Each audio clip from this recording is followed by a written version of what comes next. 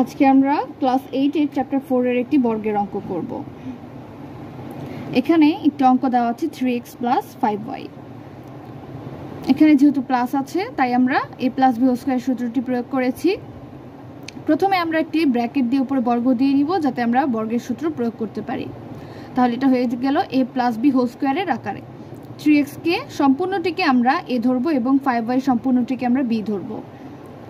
তারপর হচ্ছে a square অর্থাৎ 3x হোল স্কয়ার দিতে হবে, না হলে শুধু x এর উপর স্কয়ার বুঝালে 3 এটা অসম্পূর্ণ থেকে যায়। তারপর প্লাস সূত্রের 2 3x অর্থাৎ a ইন্টু 5y অর্থাৎ সম্পূর্ণটা b plus b square 5y whole square. 3 এর উপর স্কয়ার মানে 9, x এর উপর স্কয়ার মানে x স্কয়ার। 3 স্কয়ার দ্বারা 3 ইন্টু 3 এবং 5 এর উপর স্কয়ার দ্বারা 5 ইন্টু 5 কেই বোঝায়। কিউ যদি থাকতো 5 এর উপরে তাহলে আমরা 5 ইন্টু 5 ইন্টু 5, মানে উপরে যত পাওয়ার থাকবে ওই সংখ্যাটি ততবারই গুণ হতে থাকবে। 5 5 25 y স্কয়ার, এটি হচ্ছে আমাদের অ্যান্সার।